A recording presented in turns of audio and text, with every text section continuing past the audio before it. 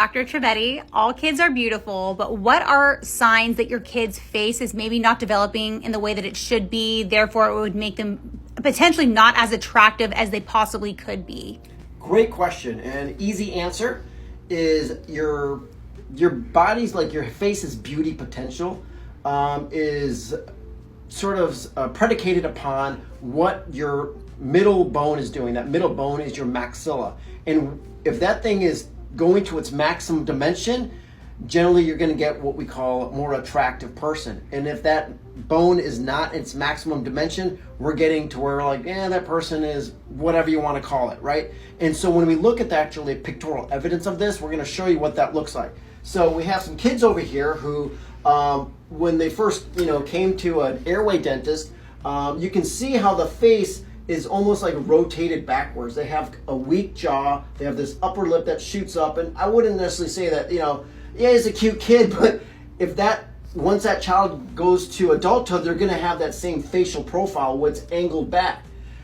What you want is the middle bone to move forward. And then where the middle bone goes forward, the lower bone goes forward. And then you got that nice, beautiful, angled, more pronounced chin, And so you'll see it again in this image over here. Generally, these kids almost have the same facial profile. They're breathing through their mouth, they're grinding their teeth, they tend to be more irritable, lack of focus.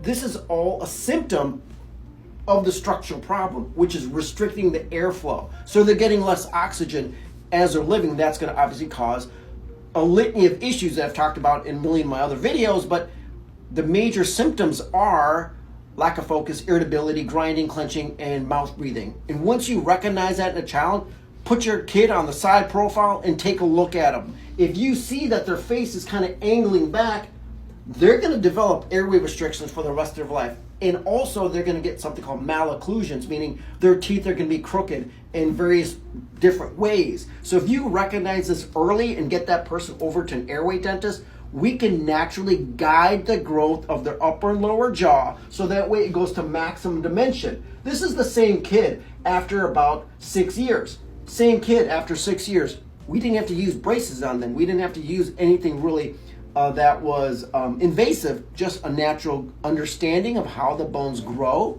and guide them to their natural ideal positions. All these pictures are exactly the same. It was about 4 to 6 years later where you see the angled face is backwards, now fully pronounced. That beautiful angle of the chin. You see it again over on this kid where they have this pronounced, more convex facial profile. When you have a concave facial profile, these are individuals, when they get to that adult stage, we would consider them subjectively not necessarily as attractive as we wish they were. Right? And this is all predicated on that middle bone. So the point of the story is, I want people to understand is like your attractiveness internally, that's up to you. But we are all in a society that's based on what we look like. And if you can leverage your natural genetic beauty profile, definitely go for it. And if you can't, find an airway dentist who can help guide you to that highest level that you can be.